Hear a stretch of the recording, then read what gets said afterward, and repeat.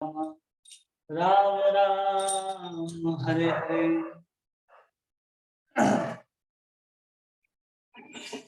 ओम अज्ञानतिमिरान्धस्य ज्ञानाञ्जनशलाकया चक्षुर्मिलितं येन तस्मै श्री गुरुवे नमः। श्रीचैतन्यमनोभीष्टं स्थापितं येन भूतले स्वयं रूप कदा मह्यं ददाति स्वपदान्तिकम्। वन्देऽहं श्रीगुरो श्रीयुतापदकमलं श्रीगुरुं वैष्णवांश्च श्रीरूपं साग्रजातं सहगना रघुनाथान्वितं तं सजीवं साद्वैतं सावधूतं परिजनसहितं कृष्णचैतन्यदेवं श्रीराधा कृष्णपादान् सहगना ललिता श्रीविशाखान्वितांश हे कृष्ण करुणा सिंधु दीनबंधु जगत्पते गोपेश गोपिका कांत राधा कांत नमोस्तुते तप्त कांचन गौरांगी राधे वृंदावनेश्वरी वृषभानुसुते देवी प्रणमामि हरिप्रिये। नमो विष्णुपादाय कृष्णपृष्ठाय भूतले श्रीमते भक्ति वेदांत स्वामी इति नामिने। नमस्ते सारस्वते देवे गौरवाणी प्रचारिणे निर्विशेष शून्यवादी पाश्चात्य देश तारिणे। जय श्री कृष्ण चैतन्य प्रभु नित्यानंद श्री अद्वैत गदाधर श्रीवासादि गौर भक्तवृंद। हरे कृष्ण कृष्ण कृष्ण हरे हरे हरे राम राम राम हरे हरे। हरे कृष्ण कृष्ण कृष्ण हरे हरे हरे राम राम राम हरे हरे। गुरुवे गौरचंद्राय राधिकाय तदालय कृष्णाय कृष्ण भक्ताय तद्भक्ताय नमो नमः। हरे कृष्णा। आप सभी भक्तों का सभी वैष्णवों का इस माधुरी कादम्बनी के पाठ्यक्रम में बहुत बहुत स्वागत है और अभिनंदन है।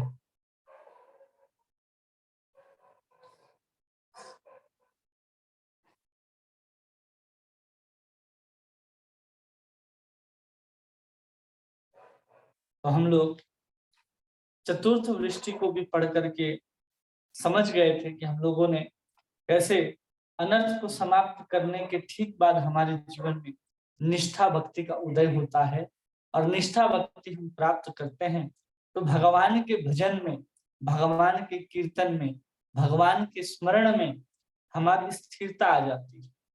किसी भी कारण से हमारे अंदर की जो भजन में स्थिरता है वो हिलती नहीं है।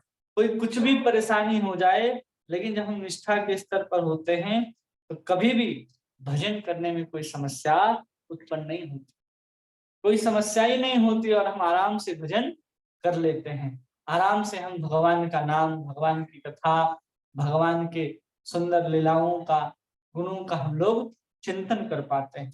ये सब कुछ क्यों हो पाता है? क्योंकि हमारे जीवन में जितने भी अनर्थ हैं वो अनर्थों के समाप्त होने के कारण ही हम उस निष्ठा के स्तर पर पहुंच जाते हैं। और उस निष्ठा में स्तर पर पहुंचने के बाद भी कुछ थोड़ी मात्रा में, अल्प मात्रा में हमारे अंदर अनर्थ जो है बचा हुआ रहता है। चाहे किसी प्रकार का अनर्थ हो, जिसमें अपराध जनित अनर्थ जो है वही बचे रहते हैं। बाकी तो सब पूर्ण रूप से क्षय हो जाते हैं, निवृत्त हो जाते हैं। इसलिए इतनी घबराने की आवश्यकता नहीं है। हम निरंतर अगर कृष्ण का नाम स्मरण करते रहें तो हम भगवान के नामों का स्मरण करते हुए, शुद्ध भक्तों का संग करते हुए, भागवत की कथाओं को श्रवण करते हुए हम निश्चित ही भगवान को प्राप्त कर लेंगे। इसमें घबराने की कोई आवश्यकता नहीं है कि अरे हमारे पास तो इतने सारे अनर्थ हैं। ये सब अनर्थ हमें अब हमारे अंदर देखने को मिल रहे हैं। क्या हम भगवान को प्राप्त कर पाएंगे? नहीं कर पाएंगे। इस तरह की जो चिंता है, इस तरह की आशंका है, ये सब करने की आवश्यकता नहीं है। निश्चिंत रहें कि हम कृष्ण का नाम ले रहे हैं तो हम एक दिन पवित्र होकर के धीरे धीरे जो भक्ति के जो विकास के जो एक एक जो सीढ़ियां हैं, जो स्तर हैं, हम उसको पार करते हुए प्रेम तक पहुंच जाएंगे। आज हम लोग पंचमा अमृत वृष्टि को पढ़ेंगे, जिसमें निष्ठा के बाद रुचि है। उस रुचि को क्या कहते हैं, रुचि के लक्षण क्या हैं, रुचि कैसे उदय होता है, इसके बारे में यहाँ पर वर्णन किया जा रहा है।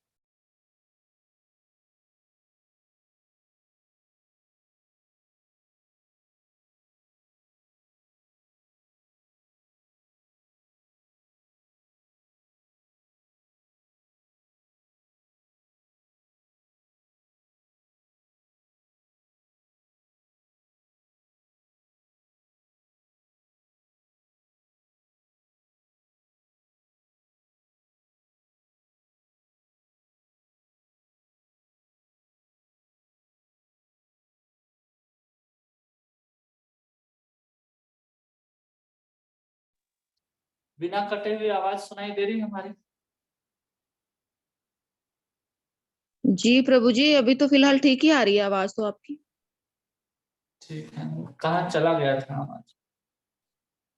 तो हम लोग निष्ठा को पढ़ रहे हैं, जिसमें निष्ठा जो है, जिसको हम लोग परिपूर्ण रूप से जब अनर्थों का हम लोग समाप्त कर लेते हैं, तो उसके बाद हमारे जीवन में निष्ठा की उत्पत्ति होती है। हमारी भजन जो है, भजन की जो क्रिया है, भजन का स्तर जो है, वो एक स्थिरता को प्राप्त कर लेती है, जहां पर कुछ भी हो जाए लेकिन हम भजन की क्रिया को छोड़ते नहीं हैं, और हमें उस भजन को करने में कुछ आस्वादन भी आता है। पूर्ण रूप से नहीं, लेकिन कुछ मात्रा में हम उसका आस्वादन करने लग जाते हैं। और वही जब हम निष्ठा के साथ भजन को करने लग जाते हैं, अब हमने निष्ठा को समझ लिए, अब हम उसी निष्ठा के साथ अपने जीवन में जब भजन को करने लग जाते हैं, बार बार वही अभ्यास को हम भजन के द्वारा बढ़ाते जाते हैं, तो जैसे तपा हुआ सोना तेज युक्त हो जाता है, उसी तरह जो व्यक्ति बार बार हमेशा निष्ठा के साथ नाम ग्रहण करता है, उसके अंदर भी ऐसे तेज उत्पन्न होने लग जाते हैं। इसको आचार्य विश्वनाथ चक्रवर्ती ठाकुर समझाते हैं कि जैसे एक स्वर्ण मणि धारण करने वाला व्यक्ति का जो वक्षस्थल है किस तरह से चमकता है, उसी तरह से एक जो व्यक्ति जो भक्ति करने लगता है, उसी तरह से उसका जो हृदय है वो प्रकाशित हो उठता है। तो यहाँ पर कह रहे हैं कि जैसे भक्ति के मुद्रा को अगर कोई धारण करे तो उसकी कांति कैसे प्रकाशित होती है, जिसके फल के स्वरूप क्या करता है, वो श्रवण कीर्तन ये सब में प्रियता उत्पन्न हो जाती है, उसमें टेस्ट आने लगता है, रुचि आने लगती है। तो अगर इस प्रकार से कोई जब अपने जीवन को निष्ठा के भजन के द्वारा उस तपे हुए सोने के को जैसे आग में तपाया जाता है, वैसे ही अपने आप को, अपने भक्ति को हम निष्ठा के ऊपर जब तपाने का प्रयास करते हैं, और जब वो तपने लगता है, और तपने के बाद जैसे सोना जो है वो चमकदार बन जाता है, वैसे ही हमारा भजन जो है, निष्ठा वाली भजन जो है, और चमकते हुए रुचि के स्तर को प्राप्त कर लेगी। हमें हमारा भजन, जिसकी हम जो विषय वस्तु है, कृष्ण है, कृष्ण का नाम है, कृष्ण की सेवा है, कृष्ण की लीला है, ये सब को हम लोग विशेष रूप से आस्वादन करने लग जाएंगे, तो वही रुचि कहलाता है। रुचि का अगर एक लाइन में मतलब समझना है, तो रुचि का मतलब है कि भगवान के गुण, भगवान के लीला, भगवान के परिकर, भगवान के धाम और भगवान के नाम का अनुभव से जो प्राप्त हमें आस्वादन होता है, उस अनुभव से प्राप्त आस्वादन में हमारी क्या हो जाती है, रुचि बढ़ जाती है। उसको ग्रहण करने में, जैसे कोई भोजन है, तो किसी भोजन को जब हम ग्रहण करते हैं, तो भोजन करने में हमें क्या होती है, रुचि होती है कि गुलाब जामुन है, डोसा है, इमरती है, लड्डू है, पानी पूरी है, ये सब से क्या होता है, हमारे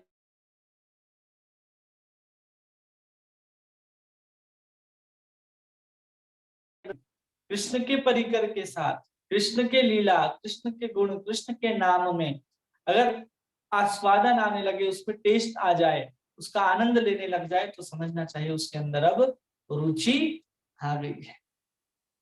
इसलिए ऐसा समझना है, जिसमें स्पष्ट रूप से समझें तो हमारी जो प्रियता है, हमारी जो चाह है, उसके प्रति बढ़ जाती। अब तक हम लोग जो नाम ले रहे थे अनर्थ निवृत्ति में, कभी लिया कभी नहीं लिया, कभी शिथिलता देखी जाती थी। निष्ठा के स्तर पर थोड़ा सा प्रयास करना पड़ रहा था नाम लेने के लिए, लेकिन नाम ले रहा था। लेकिन रुचि के स्तर पर उसको नाम लेने के लिए बहुत प्रयास नहीं करना पड़ता, वो सहज तरीके से नाम को ग्रहण करता चला जाता है, क्योंकि उसको आस्वादन आता है। किसी चीज को अगर उसका स्वादिष्ट भोजन परोस दिया जाए किसी के सामने, तो कैसे सामने वाले जो भोजन ग्रहण कर रहा है, उसको अगर थोड़ा सा भी टेस्ट आ गया भोजन में, प्रसाद में, तो कैसे बिना रुके, बिना किसी आलस्य के, बिना किसी प्रमाद के एकदम साफ करके खाएगा। पत्तल में, प्लेट में एक कण प्रसाद का भी छूटा हुआ नहीं रहेगा, उंगलियों को चाट चाट के खाएगा। उसी प्रकार भगवान के प्रति, भगवान के नाम के प्रति ऐसी रुचि आ गई, ऐसा स्वाद का अनुभव उसने कर लिया, तो फिर वो बिना किसी आलस्य के, बिना किसी प्रमाद के भगवान का नाम ग्रहण करेगा, भगवान की कथा श्रवण करेगा, भगवान की लीलाओं का चिंतन करेगा और भगवान की सेवा करेगा। ये सब उत्पन्न होगा जब हम रुचि को प्राप्त कर लेंगे तब। जीव गोस्वामी यहाँ पर बतलाते हैं, जीव गोस्वामी क्या कहते हैं यहाँ पर, कि रुचि भी अभिलाष किंतु बुद्धि पूर्वकम। कहते हैं रुचि कहने से अभिलाषा का बोध होता है। रुचि कहने से क्या बोध होता है? अभिलाषा का बोध होता है। लेकिन कैसी अभिलाषा? कृष्ण में अभिलाषा या तृष्णा। कृष्ण ही हमारे विषय हैं, तो कृष्ण ही हमारे क्या होते हैं? कृष्ण के लिए ही हम अभिलाषा को रखते हैं। अगर हम भगवान के अनुकूल भावमय तृष्णा अगर किसी के अंदर हो, कि जो भगवान कृष्ण हमारे विषय हैं और भगवान के अनुकूल, मतलब भगवान को प्रसन्न करने की भावना हमारे अंदर हो, या भगवान को प्रसन्न करने की तृष्णा या अभिलाषा हमारे अंदर आ जाए, तो समझना चाहिए कि भक्ति को हमने एक जीवन दे दिया है। तो उसके अंदर किसी प्रकार का कोई संस्कार नहीं होता, किसी प्रकार की भावनाएं विशेष रूप से नहीं होती। ऐसा नहीं कि भावना शून्य होता है बालक, उसके अंदर भी भावना बहुत होती है, लेकिन किसी विषय के प्रति एक विशेष तरह की भावना कब उत्पन्न होने लगती है?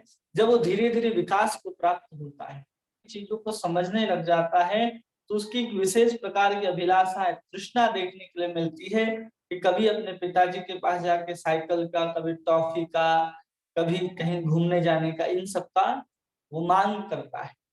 उसी प्रकार जब कोई भी भक्ति जब बढ़ रही है धीरे धीरे उसके अंदर, तो केवल और केवल कृष्ण को सुखमय बनाने के लिए, कृष्ण को सुखी देखने के लिए जो अभिलाषा पैदा होती है किसी भी साधक के अंदर, तृष्णा जो पैदा होती है कि हम कृष्ण के अनुकूल भाव के साथ हम कृष्ण को सुखी करना चाहते हैं, ऐसी तृष्णा अगर उत्पन्न होती है किसी के अंदर, तो समझना चाहिए यही भक्ति का एकमात्र जीवन है, कि हम कृष्ण को सुखी करना चाहते हैं। अगर हम कृष्ण को सुखी नहीं करना चाहते, अपने आप को सुखी करना चाहते हैं, चाहे हम कितना भी सेवा करते हो, नाम जपते हो, तो वो भक्ति नहीं है। भक्ति तो तभी है जब हम कृष्ण को सुखी करना चाहते हैं, जब हम कृष्ण की सेवा करना चाहते हैं और उसके अनुकूल भाव से हम अपने चेष्टाओं को, अपनी क्रियाओं को, अपने चिंतन को रखेंगे, तब हम वास्तविक में अपने जीवन में जो भक्ति का जो बीज है उसको हम पोषित कर रहे हैं और उसको हम नया जीवन दे रहे हैं, और उसको धीरे धीरे हम प्रेम की परम जो चरम सीमा है उसकी, वहां तक हम पहुंचाने का प्रयास कर रहे हैं। इसलिए हर साधक को इस बात का विशेष ध्यान रखना है कि हम कृष्ण की सेवा करने की जो तृष्णा है, अभिलाषा है, वो बढ़ रही है या नहीं बढ़ रही है, वही बढ़नी चाहिए। और इसी अभिलाषा को यहाँ पर जीव गोस्वामी समझाने के लिए इसके टीका में 3 प्रकार की अभिलाषाओं का वर्णन करते हैं। कौन कौन सी 3 प्रकार की अभिलाषा? एक होता है अनुकूल्या अभिलाष, जिसकी अभी हम बात कर रहे हैं, कि कृष्ण को सेवा करके कृष्ण को सुखी करने की जो हमारे अंदर तृष्णा होती है, अभिलाषा होती है, उसको कहते हैं अनुकूल्या अभिलाष। कि हम अनुकूल भाव से, जैसे कृष्ण प्रसन्न होंगे, हम उसी भाव से कृष्ण को प्रसन्न करने का प्रयास करते रहें और वैसे ही सेवा करते रहें, तो समझना चाहिए कि हमारे जीवन में जो अभिलाषा है वो कृष्ण के अनुकूल है। हमारे अंदर जो तृष्णा है वो कृष्ण को सुखी करने के लिए है। ऐसी अभिलाषा हमारे भीतर आनी चाहिए जब हम नाम स्मरण करते हैं, जप करते हैं, कीर्तन करते हैं, सुंदर सुंदर कथाओं को जब श्रवण करते हैं तो आना चाहिए। दूसरे प्रकार की अभिलाषा का वर्णन है जिसको कहते हैं सौहार्दया अभिलाष, कि हमारा कृष्ण के प्रति सौहार्द अपने चित्त में उत्पन्न होता है। जैसे किसी को देख करके मन के अंदर बहुत प्रसन्नता उत्पन्न होती है, उसी प्रकार कृष्ण को देख करके, कृष्ण की सेवा करके हमारे अंदर अपने आप एक स्वाभाविक रूप से चित्त में एक सौहार्द की उत्पत्ति होती है। इसलिए उसको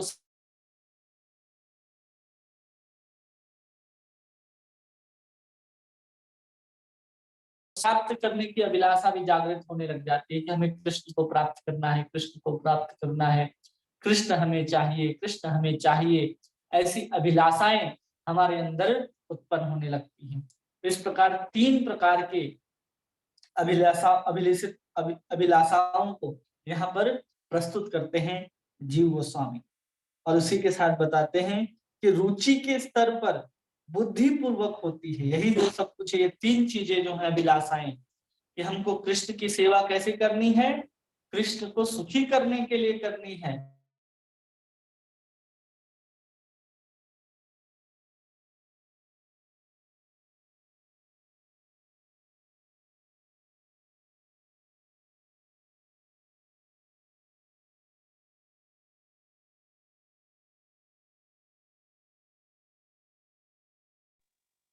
कृष्ण को सुखी रखने के लिए हमारे जीवन में केवल और केवल अभिलाषाएं होनी चाहिए, और प्रभु जी किसी वो भी प्रकार की इच्छा अगर हमारे अंदर रहेगी तो समझना चाहिए कि हम अभी तक उस रुचि के स्तर पर या वैसी अभिलाषा जो भक्ति के जीवन के समान है, जो भक्ति को पोषित करती है, सिर्फ हम श्रवण और कीर्तन करते हैं तो जल के समान है जो उसको पुष्ट करती है।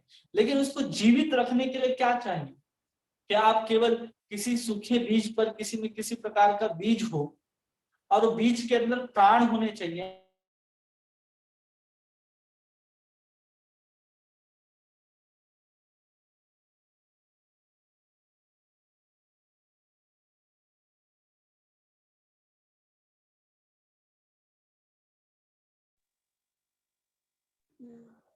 प्रभु जी आवाज नहीं आ रही आपकी।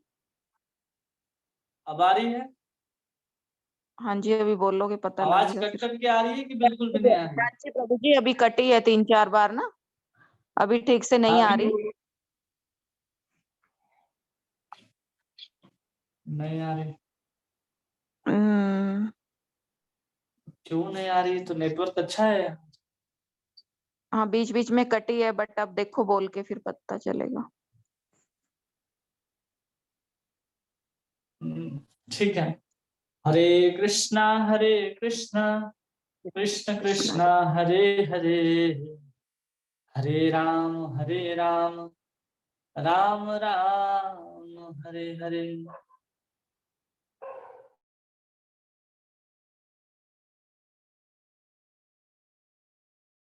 हरे कृष्णा कृष्ण कृष्णा हरे हरे, हरे राम राम राम हरे हरे। आवाज आ रही है सबको? आ जी रहा है प्रभु प्रभु जी।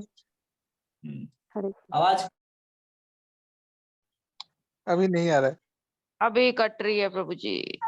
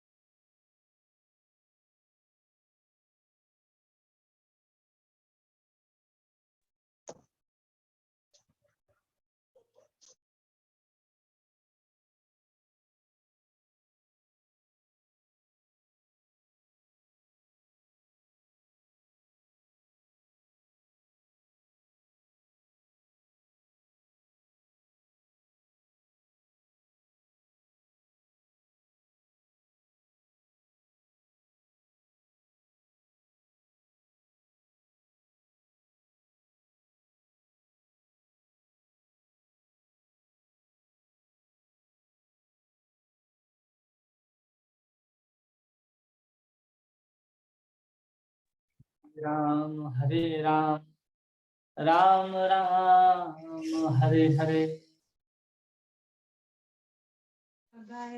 हरे कृष्णा प्रभु जी, आ रहा है आवाज? आ रहा है, लेकिन दो दो भागवत संघ है, उस पर एक कीजिए, इसलिए वैसा हो रहा है। भागवत संघ प्रभु जी,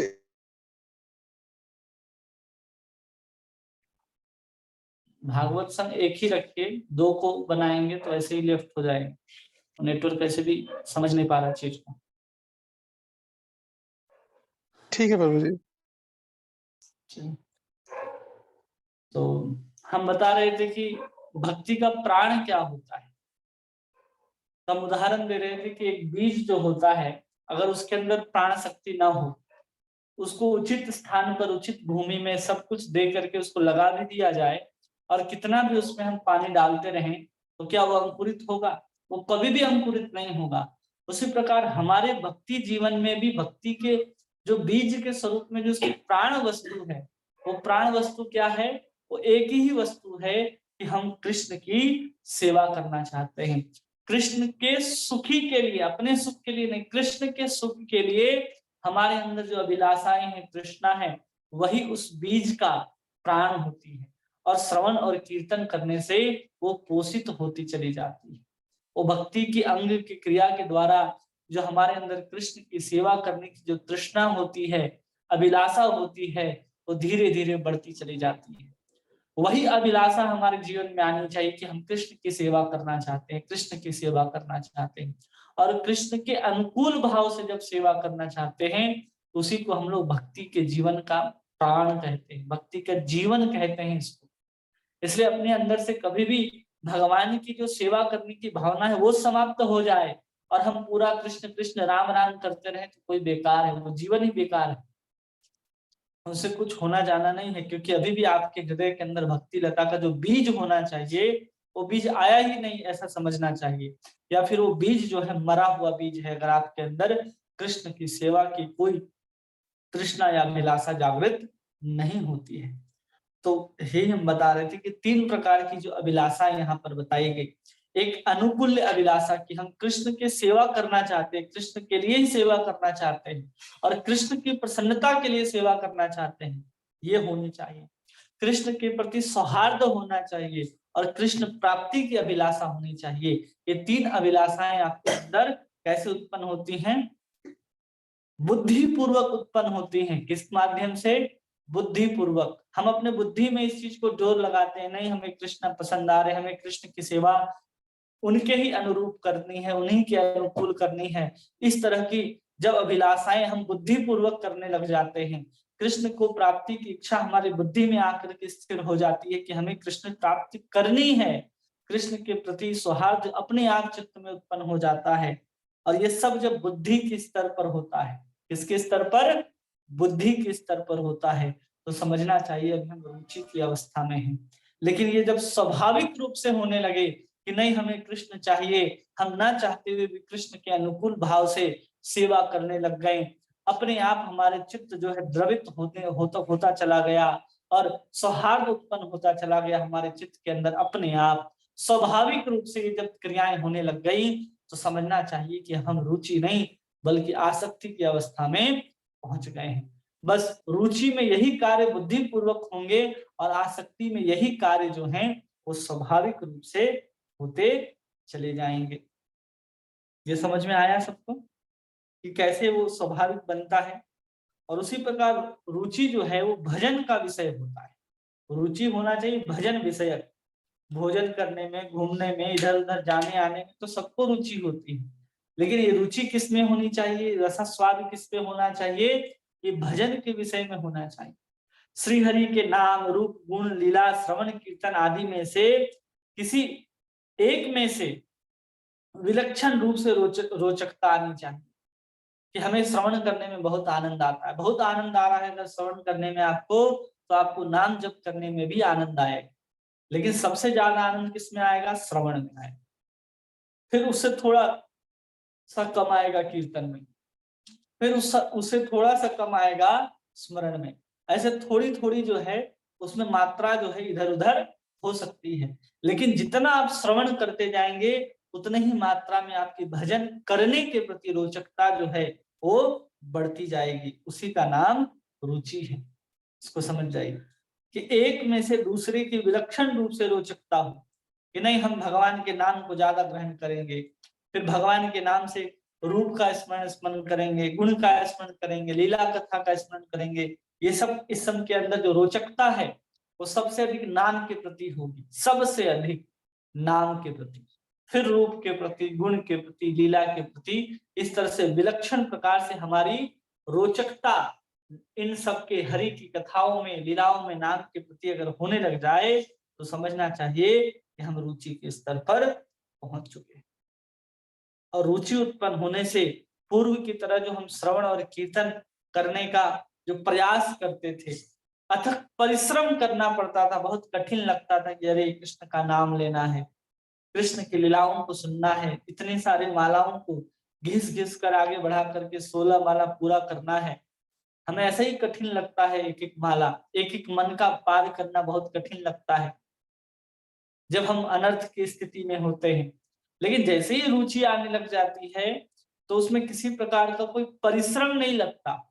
कई बार आपने देखा होगा कि बिना परिश्रम के हमारी 16 माला बिल्कुल एकदम निश्चिंतता पूर्वक पूरी हो जाती है। किसी प्रकार का लय, किसी प्रकार का विक्षेप, किसी प्रकार का विषय चिंतन उसमें नहीं आता। तो समझना चाहिए कि कभी कभी हम लोग उस स्थिति में होते हैं कि बिना किसी अनर्थ के, बाधा के हम भजन कर पाते। ऐसा कभी कभी होता है, हमेशा नहीं होता। हर के जीवन में ऐसा अनुभव हुआ होगा कि हम जब महीने में 1 बार, महीने में 2 बार जो हमारा भजन होता है वो बिल्कुल रुचि, पूरा आस्वादन आता है हमें, एक एक नाम में हमें आस्वादन आता है। हरे कृष्ण कृष्ण कृष्ण हरे हरे, हरे राम राम राम हरे हरे। ऐसे एकदम निश्चिंतता के साथ एक एक शब्द का उच्चारण करते हुए जब हम नाम ग्रहण करते हैं और उसमें आनंद भी आता है। तो कभी कभी हम उस रुचि के साथ नाम ग्रहण कर लेते हैं तो हमें किसी प्रकार का मेहनत किए हैं वैसा नहीं लगता, कि एकदम आराम से बिना परिश्रम के ही हम नाम ग्रहण कर लेते हैं। ये रुचि की एक बहुत बड़ी खासियत है, गुण है। अगर कोई रुचि के स्तर पर है तो बिना किसी परिश्रम के वो नाम जप को पूरा कर सकता है। बिना नींद आए वो आराम से कथा में बैठ करके कथा का श्रवण कर सकता है। अगर उसे नींद आ रही है तो समझना चाहिए कि बहुत बाकी है, उसके जीवन में अनर्थों की निवृत्ति होना बाकी है। यही कारण है कि जब व्यक्ति बहुत सजग हो जाता है, जब भगवान की लीलाओं कथाओं में उसको आनंद आने लगता है तो सब रात भर जाग करके भी वो भजन कर सकता है, लीलाओं को सुन सकता है। जैसे हम लोगों को पिक्चर अच्छा लगता है तो रात को 11-12 बजे जब हम नींद में चले जाते हैं तो भी आंख फाड़ फाड़ के उस फिल्म को देखते हैं। क्यों? क्योंकि उसमें रुचि आने लगती है, टेस्ट आने लगता है। 3 घंटे 4 घंटे की फिल्म को हम लोग देख सकते हैं ऐसे। तो सोचिए जब हमें 2-2.5 घंटे लगते हैं नाम जप करने के लिए, तो हम उसी रुचि के साथ जब नाम ग्रहण करने लग जाएंगे, जिस रुचि के साथ हम किसी सांसारिक चलचित्रों को, पिक्चरों को देखते हैं और हमारा मन एक बार भी इधर उधर नहीं जाता, वैसे ही दशा जब नाम जप ग्रहण में आ जाए तो समझना चाहिए कि हमने रुचि के दशा को प्राप्त कर लिया है। बहुत मेहनत नहीं करना पड़ेगा इसमें। और यही रुचि साधक के हृदय में जब श्रवण कीर्तन के प्रति अत्यंत आसक्ति को उत्पन्न कर देती है और ऐसे ही रुचि के साथ व्यक्ति भजन करता जाए, आस्वादन करता जाए तो धीरे धीरे भजन के प्रति आसक्त हो जाता है। तब वही रुचि से फिर आगे आसक्ति की अवस्था को प्राप्त कर लेता है। उस समय भागवत के जो प्रसंग होते हैं उसके अतिरिक्त और भी जो समय कहीं व्यतीत हो जाता है भगवत भजन के अतिरिक्त, तो उसको बहुत पीड़ा होती है कि अरे इतना समय तो व्यर्थ चला गया। ऐसा एक साधक सोचने लगता है कि ये समय तो हमारा बिल्कुल ही व्यर्थ चला गया। अगर भगवान का चिंतन, भगवान का स्मरण नहीं हुआ तो ऐसा सोचता है। और रुचि में कृष्ण कथा में ऐसी रुचि आ जाती है कि उस रुचि के कारण उसका स्वाद का जो अनुभव करने की जो शक्ति है ना वो बढ़ जाती है। तो उसको कहते हैं माधुर्य अनुभव। अब रुचि की अवस्था में भगवान कृष्ण के नाम, रूप, गुण, लीला में जो माधुर्य है उसका आस्वादन करने में समर्थ हो जाता है साधक और उसको आनंद आने लग जाता है। और जब आनंद आने लग गया आपको कृष्ण की कथा में, नाम में, तो यहाँ पर आचार्य कहते हैं कि रुचि पाप बीज नासित भक्तु माधुर्य अनुभव। कि रुचि के स्तर पर पाप का जो बीज होता है वो पूर्णतः नष्ट हो जाता है। मतलब कि आपके अंदर जो पाप करने की या कोई भी कर्म करने की जो वासना होती है, वही वासना ही समाप्त हो जाती है। जब आपके भीतर वासना ही नहीं रहेगी तो आप कोई भी क्रिया करेंगे तो उसमें आपको कर्म फल का बंधन नहीं होगा। आप उसके वासना से ही मुक्त हो गए। जब वासना से मुक्त हो गए तो किसी प्रकार का कोई बंधन नहीं रहा। वो बीज ही, पाप का जो बीज है वो ही समाप्त हो जाता है पूर्ण रूप से। इसलिए उस पाप के बीज का समाप्त होना परम आवश्यक है और रुचि की अवस्था में हम लोग ऐसा कर सकते हैं। इसलिए यहाँ पर रूप गोस्वामी कहते हैं कि माधुर्य अंतम रूप गुण लीला रोचकत्वम, कि श्री कृष्ण के रूप गुण लीला में रोचकता का अनुभव करना ही माधुर्य अनुभव करना है। और हम लोगों को वही करना है कि हमें आनंद आने लग जाए कृष्ण की कथा में, कृष्ण की रुचि में, तब समझना चाहिए कि हम सही में कुछ भजन कर रहे हैं, नहीं तो हम भजन नहीं कर रहे हैं। जीव गोस्वामी आगे वर्णन करते हैं जिसमें कहते हैं कि हरि कथा में रुचि, अगर किसी का हरि कथा में रुचि उत्पन्न हो गया है और रुचि उत्पन्न हो गया है, उसी के उत्पत्ति के आधार पर हरि के कथा को सुनने में अगर किसी की रुचि है तो वही भजन की उत्पत्ति का स्थल है, इस रूप में निरूपण करते हैं। और यहाँ पर कहते हैं कि अगर कोई व्यक्ति इतना ध्यान से जप कर ले, इतना ध्यान से कीर्तन कर ले, तो कब संभव है कि उतना ध्यान से जप कर ले? जब उसका भगवान के कथा में रुचि हो जाएगी, तब जाकर के वो भजन ठीक से कर सकता है। अगर वो ठीक से श्रवण नहीं करता, ठीक से कथाओं को सुनता नहीं है, तो भजन भी ठीक से नहीं कर सकता। उसके सुनने की जो रुचि है उसके ऊपर पता कर सकते हो आप कि उसका भजन कितना श्रेष्ठ होगा, कितने श्रेष्ठता के साथ वो भजन करता होगा। क्योंकि भजन का जो आधार है, भजन रुचि के उत्पत्ति के स्थल के रूप में निरूपण करते हैं। हरि कथा के ऊपर अगर रुचि उत्पन्न हो जाती है किसी की, तो इसलिए श्रीमद् भागवत में कहा गया है कि वयंतु न वृत्तृप्यामः उत्तम श्लोक विक्रमे यक्षनुमताम रस ज्ञानम स्वादु स्वादु पदे पदे। सौनक आदि ऋषि को कह रहे हैं कि हे सूत जी, उत्तम श्लोक श्री हरि के चरित्र श्रवण करते करते हम परितृप्त नहीं होते। वितृप्यामः उत्तम श्लोक विक्रमे। फिर कहते यक्षनुमताम रस ज्ञानम, कि जिसको हम श्रवण करते हैं और श्रवण करने के साथ क्या अनुभव करते हैं? स्वादु स्वादु पदे पदे, कि हर लीला कथा जो है श्रवण के पद पद में सुस्वादिष्ट होता चला जाता है, हमें और आनंद देता चला जाता है, लेकिन हम तृप्त नहीं होते। उसी प्रकार जब एक भक्त जब हरि कथा को श्रवण करता है तो कभी भी तृप्ति नहीं होती। कोई सुन करके तृप्त हो गया तो समझिए उसने हरि कथा को श्रवण ही नहीं किया। किसी के मुख से आप सुनते हैं कि हाँ हम तो सुन लिए, एक बार भागवत की कथा हमने सुन ली, अब तो हमारा जीवन पूर्ण हो गया, तो उसने वास्तव में भागवत की कथा नहीं सुनी। अगर भागवत सुनने के बाद आपके दोबारा सुनने की रुचि नहीं उत्पन्न होती है तो आपने भागवत सुना ही नहीं। भागवत श्रवण करने का फल यही है कि दोबारा आपके अंदर श्रवण करने की लालसा, अभिलाषा, तृष्णा उत्पन्न हो, तब जाकर के उस श्रवण का फल जो है पूरा होता है। और उसी श्रवण के रुचि के आधार पर आपकी भजन की स्थली की निर्माण होती है और उसमें आप रुचि पूर्वक भजन को करना आरंभ कर देते हैं। ऐसा यहाँ पर बताते हैं। कर्म संदर्भ टीका के अंतर्गत जीव गोस्वामी इस बात को हम लोगों को समझाते हैं। इसलिए अपने जीवन में कैसे तृप्ति को रुचि को उत्पन्न करना है, कथाओं को सुन सुन करके हम अपने जीवन में रुचि को उत्पन्न कर सकते हैं, अन्यथा हम रुचि को उत्पन्न नहीं कर सकते हैं। आगे यहाँ पर वर्णन करते हैं कि ये रुचि कब आएगी। कई बार होता है ना, चलो हमने रुचि के लक्षण को समझ लिया, रुचि किसे कहते हैं दोनों बात हम लोगों ने समझ ली, कि विशेष प्रकार का रोचकता अनुभव होता है, विशेष प्रकार का हम आस्वादन का अनुभव करते हैं भगवान के नाम में, गुण में, लीला में, भगवान की कथा में। बिना परिश्रम के हम फिर नाम ग्रहण करने लग जाते हैं जब हम रुचि की अवस्था में होते हैं। ये सब तो हमने समझ लिया। अब यहाँ पर दूसरा एक उदाहरण अनुच्छेद के रूप में हम लोगों को समझा रहे हैं। आचार्य, और कहते हैं कि अगर कोई व्यक्ति जो है, कोई विद्यार्थी है, वो जब किसी शास्त्र का अध्ययन करता है, प्रथम बार वो शास्त्र का अध्ययन कर रहा है, तो उसको बहुत परिश्रम करने की आवश्यकता पड़ती है। बहुत परिश्रम होता है उसको अपने शास्त्र को अध्ययन करने में। उसको कोई बातें समझ में नहीं आती, उसको रुचि कर नहीं लगता, क्योंकि बातें समझ में नहीं आ रही।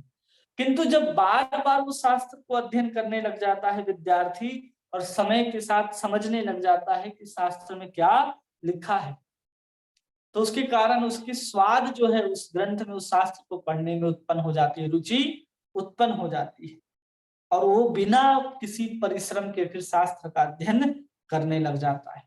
उसी प्रकार कोई भी साधक जब एक बार श्रवण कीर्तन में, स्मरण में लगा रहे, लेकिन अभी शुरू में उसको आस्वादन का अनुभव नहीं हो रहा है, भजन में शिथिलता देखने को मिल रही है, बहुत परिश्रम करना पड़ रहा है, उसको भजन करना बहुत कठिन प्रतीत हो रहा है, लेकिन बार बार भजन करते करते जिस मात्रा में जैसे जैसे चित्त जो है वो शुद्ध होता जाएगा, और उसी मात्रा में भजन जो है हमें आस्वादनीय लगने लगेगा, सुस्वादिष्ट लगने लगेगा, और भजन में धीरे धीरे रुचि उत्पन्न हो जाएगी।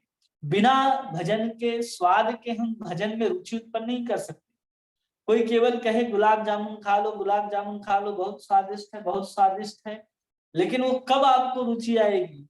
किसी से सुन करके सिर्फ आप इच्छा कर सकते हैं कि ग्रहण करना है, अभी भी रुचि नहीं है आपके अंदर, कोई कह रहा है बस वहीं तक है, लेकिन जब आप उसको एक बार अपने जीभ के ऊपर रख लेते हैं, तब जीभ में रखने के बाद जो आप अनुभव कर लेते हैं कि हाँ ये गुलाब जामुन वास्तव में खाने लायक है, तो आपके अंदर स्वतः उस रसास्वादन के कारण एक रोचकता उत्पन्न हो जाती है, जिसके कारण आप गुलाब जामुन को देखते ही रुचि उत्पन्न हो जाती है। तुरंत आप बिना किसी के कहे हुए भी आप सहजता पूर्वक जाकर के उसको निकाल करके खा सकते हैं, कहीं होटल रेस्टोरेंट में बिना किसी संकोच के आप उसको मंगा करके खाने में संकोच नहीं करते। उसी प्रकार जब हम भजन करते हैं, तो अभी तक हमने भजन कर रहे हैं, सिर्फ साधु कह रहे हैं, शास्त्र कह रहे हैं, भक्त कह रहे हैं, तो हम कृष्ण का नाम ले रहे हैं, भागवत सुन रहे हैं, अन्य सब भजन की क्रियाओं को कर रहे हैं, केवल इसलिए कर रहे हैं। लेकिन जिस समय उस भजन के, उस नाम के प्रताप से आपके जीभ में एक बार उसका रस चढ़ जाए, उसके बाद अपने आप उसके स्वाद के कारण आपके अंदर रुचि उत्पन्न हो जाती है, जबरदस्ती नहीं करना पड़ता है। वैसे ही भजन करते करते हमारे अंदर क्या हो जाएगा, जैसे जैसे चित्त शुद्धि होगी, और वैसे वैसे हमारे अंदर भजन के प्रति स्वाद उत्पन्न होने लगेगा, और हम स्वाद को जब अनुभव कर लेंगे, तो वही फिर हम रुचि उत्पन्न कर सकते हैं। और इसी रुचि को यहाँ पर समझाया जा रहा है कि जैसे किसी को कोई बीमार व्यक्ति, जैसे किसी को पीलिया का रोग हो जाता है, तो पीलिया के रोग होने के कारण उसको क्या होता है, उसको मिश्री का स्वाद जो है वो स्वाद नहीं आता, बोलता है कि ये मीठा नहीं है, बार बार उसको मिश्री दिया जाता है, बार बार मिश्री दिया जाता है, तो उसके परिणाम स्वरूप क्या होता है, उसका जो पीलिया होता है, जॉन्डिस की जो बीमारी होती है, वो धीरे धीरे उस मिश्री के कारण ही दूर होती है, और मिश्री ही उसे स्वादिष्ट नहीं लगती, और जैसे ही मिश्री के कारण उसकी जो बीमारी है वो दूर होती है, तो मिश्री का स्वाद उसको आने लगता है। उसी प्रकार हमारे जीवन में जब अंतःकरण में अविद्या है, अस्मिता है, राग है, द्वेष है, इसके कारण दूषित हो गया है हमारा पूरा का पूरा हृदय।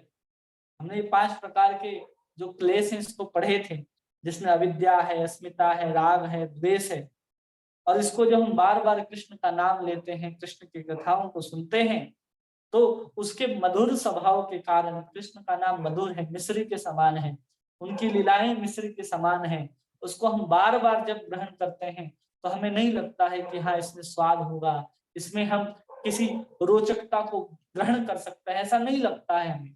लेकिन फिर भी हम बार बार उस औषधि के समान, मिश्री के समान बार बार ग्रहण करते हैं, तो जैसे ही हमारी बीमारी ठीक होती है, हम उसका आस्वादन करने लग जाते हैं। वैसे ही हरि कथा को श्रवण करते करते, कृष्ण नाम लेते लेते अपने आप हमारे हृदय की जो क्लेश आदि हैं, अविद्या हैं, या फिर हमारे जीवन के जो राग हैं, द्वेष हैं, वो दूर हो जाते हैं, तो हम अपने आप कृष्ण के नाम में आस्वादन को अनुभव कर पाते हैं।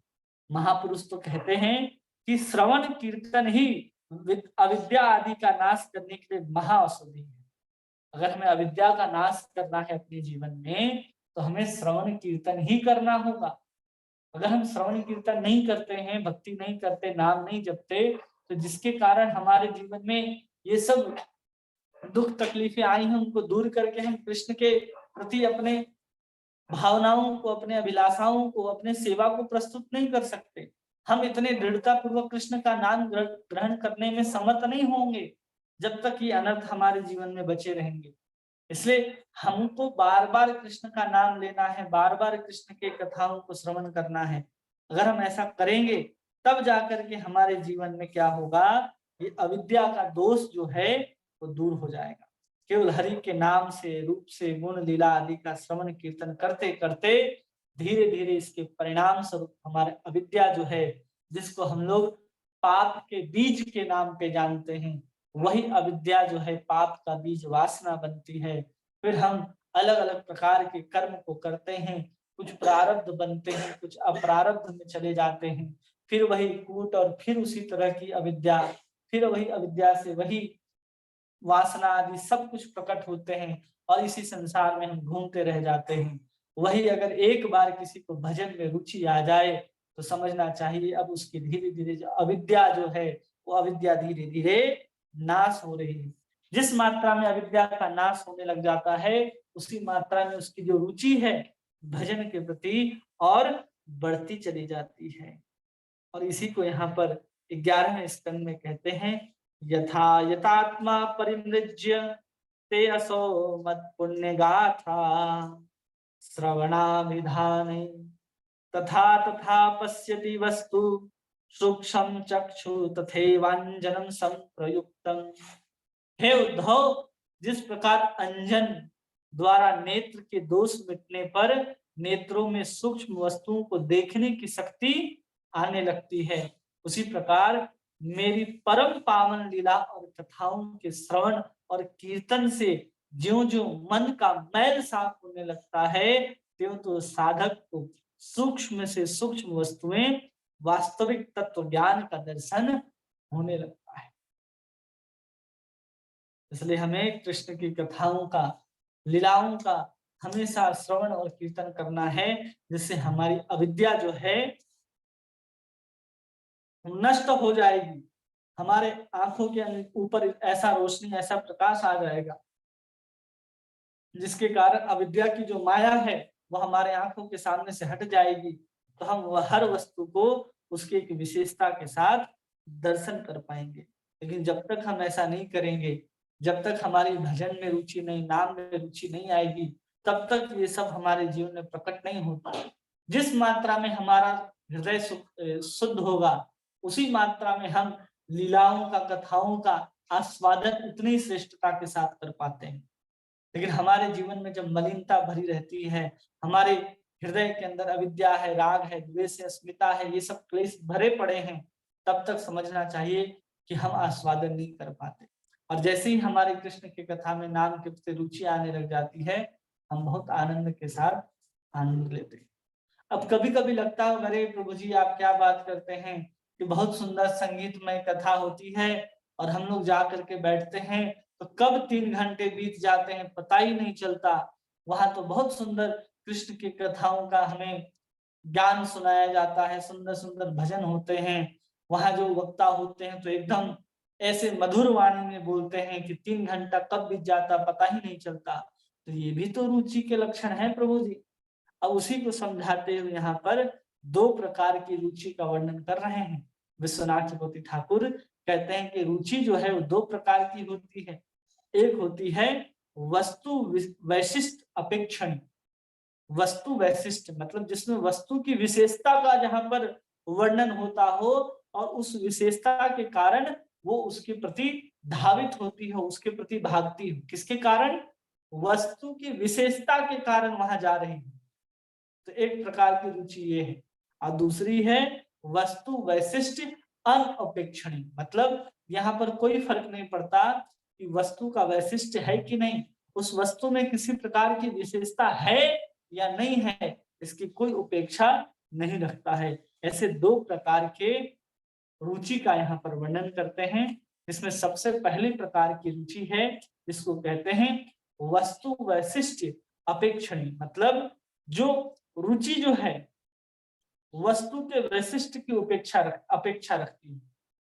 कि जैसे कि हम लोग कहते हैं ना कि हम लोग इस स्थान पर घूमने जाना चाहते हैं, तो हम स्थान की विशेषता नहीं, हम लोग सबसे पूछते हैं क्या देखने को मिलेगा वहां।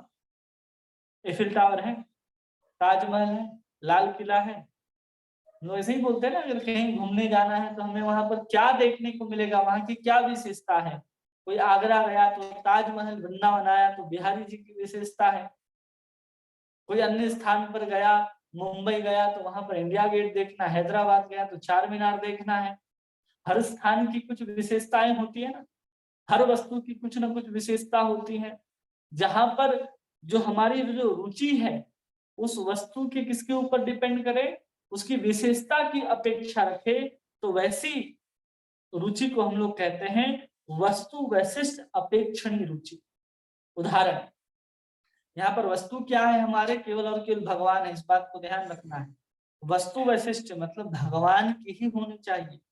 जहां पर भगवान की लीला हो, भगवान का लीला गुण आदि का कीर्तन हो रहा हो, कीर्तन हो रहा है, लेकिन वहां सब कुछ कीर्तन किसका हो रहा है, कृष्ण के नाम का। कथा किसकी सुनाई जा रही है, कृष्ण की। लीला किसका वर्णन हो रहा है, कृष्ण की लीला का वर्णन हो रहा है। लेकिन वहां पर हम लोग क्या देखेंगे, बहुत सुंदर स्वर में बताया जा रहा है या नहीं बताया जा रहा है, बहुत अच्छा लय है, ताल है, ये सब कुछ है वहां या नहीं है। बहुत सुंदर हारमोनियम, गिटार, सितार, हारमोनियम, तबले, ये सब बज रहे हैं कि नहीं बज रहे हैं।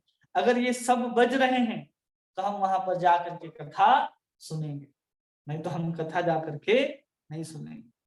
भागवत कथा वर्णन में जहां अलंकार युक्त मधुर वर्णन होता है उसकी अपेक्षा रखते हैं कि होना चाहिए। ऐसे केवल कृष्ण की कथा रूखी सूखी हमें नहीं सुनना, वहां तो सुंदर संगीतमय बजनी चाहिए, चारों तरफ ऐसा माहौल होना चाहिए कि हम भौतिक जगत को छोड़ करके जैसे ही कथा पांडाल के अंदर प्रवेश करें हम दूसरे जगत में प्रवेश कर जाएं। बल्कि कथा के माध्यम से नहीं, बल्कि चल रहे जो पार्श्व संगीत होते हैं, जो पीछे से बज रहे होते हैं दिव्य संगीत, उसके माध्यम से हम कहाँ पहुंच जाते हैं, दूसरी दुनिया में। लेकिन कृष्ण की कथा क्या बताई गई, क्या सुनाई गई, उससे हमको कोई मतलब नहीं है। कृष्ण की कथा ही सुनने आए हैं, लेकिन हम अपेक्षा रखते हैं उसकी विशेषता कि बहुत अच्छे स्वर में, बहुत अच्छे सुर के साथ, मधुर कंठ के साथ कोई अगर कथा का गान कर रहा हो, बहुत मान सम्मान के साथ हमें कुर्सी दिया गया हो कथा में बैठने के लिए, तो ही हम रुचि के साथ कथा को सुनेंगे, नहीं तो हम कथा को नहीं सुनेंगे। इस तरह की रुचि को कहते हैं वस्तु वैशिष्ट अपेक्षण। और फिर दूसरी होती है वस्तु वैशिष्ट अनपेक्षणीय, कि जहां पर किसी प्रकार की वस्तु की विशेषता की आवश्यकता नहीं होती।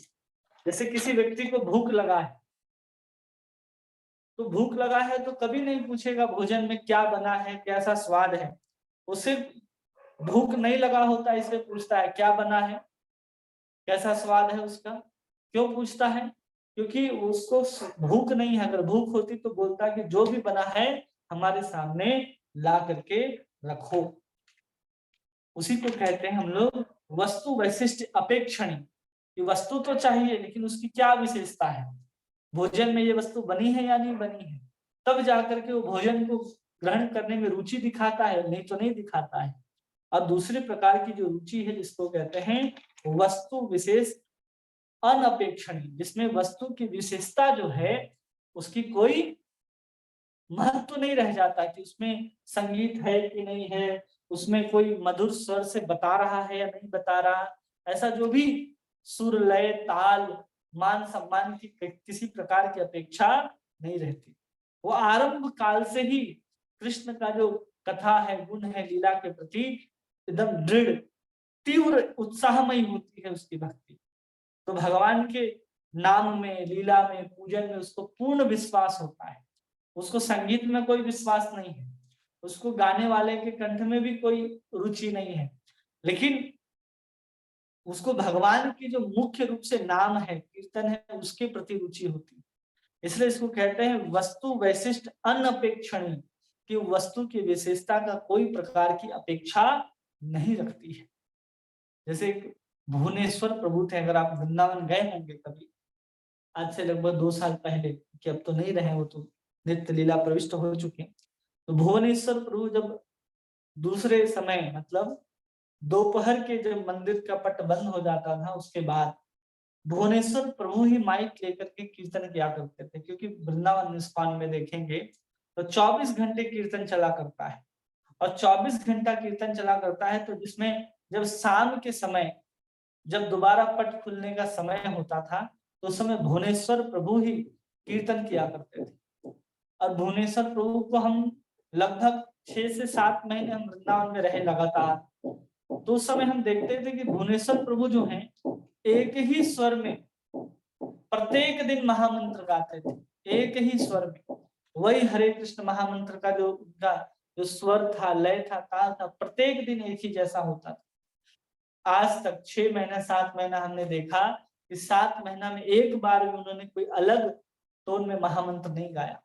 तो सोचिए, उनकी जो महामंत्र में रुचि थी, किसी स्वर में, तय, लय में, ताल में रुचि नहीं थी, बस महामंत्र में रुचि थी, और महामंत्र को वैसे ही गाते रहते थे। तो वैसे होना चाहिए हम लोगों को। लेकिन हम लोग क्या है कि अरे इस टोन में तो हमने कल भी महामंत्र गाया था, आज हमें इस टोन में महामंत्र नहीं गाना है, हमें किसी और टोन में महामंत्र गाना है। हम लोग यही सब सोचते हैं ना कि अरे हारमोनियम भी होगा तो मजा आएगा, थोड़ा तबला भी बज जाए तो और आनंद आएगा। हम लोग महामंत्र का जो शब्द है, हरे कृष्ण कृष्ण कृष्ण हरे हरे, हरे राम राम राम हरे हरे, हमारी उसमें रुचि नहीं है। हमारी रुचि किसमें है? किसी लय में, ताल में, गाने वाले के कंठ के ऊपर रुचि है। लता मंगेशकर गा रही होगी तो हम श्रवण करेंगे, नहीं तो श्रवण नहीं करेंगे। अच्छा कंठ भी चाहिए, लेकिन जिसकी वस्तु के विशेषता के ऊपर जिसका ध्यान नहीं होता, यहाँ पर वस्तु के ऊपर ही जिसका ध्यान है कि हमारा पेट भरना चाहिए। दाल चावल है, उसको हम ग्रहण करेंगे, पेट भरेगा। रुचि होगा तो उस दाल चावल में भी स्वाद आएगा, रुचि नहीं होगा तो उस दाल चावल को बहुत सुंदर बिरयानी भी बना करके परोस दिया जाए तो कहेंगे कि स्वाद नहीं आया। क्यों स्वाद आता है? भोजन से ज्यादा स्वाद आपके भूख में होता है। अगर भूख आपके अंदर होगी तो सामान्य कृष्ण का नाम बिना किसी लय संगीत के साधारण वक्ता भी सुना रहा होगा तो आप श्रवण करेंगे। इस तरह की अपेक्षा कभी भी नहीं रखेंगे। और एक बात और यहाँ पर ध्यान रखना है कि वस्तु वैशिष्ट रहने पर वो प्रौढ़ रुचि का उदय होती है। मतलब क्या है? मतलब ऐसे समझिए कि जैसे कोई सामान्य व्यक्ति है जिसको कोई अपेक्षा नहीं रहती कि चलो कैसा भी है भोजन हम ग्रहण कर लेंगे, लेकिन वही विविध प्रकार के भोजन और स्वादिष्ट भोजन अगर उसके सामने ला करके प्रस्तुत कर दिए जाए तो क्या हो? उसको अपेक्षा नहीं है कि हमें क्या चाहिए, हमें स्वादिष्ट स्वादिष्ट भोजन चाहिए, बहुत अलग अलग तरह के पकवान चाहिए, कोई अपेक्षा नहीं है। लेकिन फिर भी अगर उसके सामने ला करके परोस दिया जाए तो क्या हो बताइए?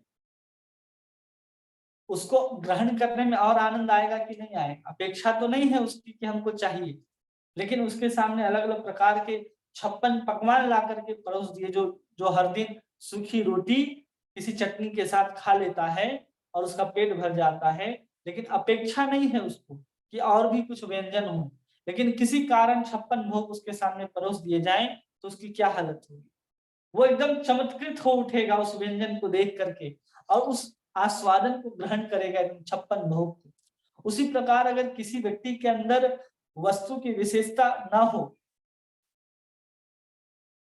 कि केवल कृष्ण का नाम भी लेंगे, कृष्ण का लीला भी गाएंगे तो काम चल जाएगा, लेकिन इस तरह की अपेक्षा न होने के बाद भी अगर वो वस्तु वैशिष्ट के साथ अगर सजा दिया जाता है, मतलब कि अब उसमें 56 प्रकार का, जैसे हम उदाहरण दिया, उसी प्रकार अगर बिना संगीत के जो भजन हो रहा है, कीर्तन हो रहा है, उसमें भी आनंद लेगा, लेकिन उसी भजन में, उसी कीर्तन में अगर साज सामग्री, लय, ताल, सुर, इन सबको भी अगर वहां पर जोड़ दिया जाए तो क्या होगा?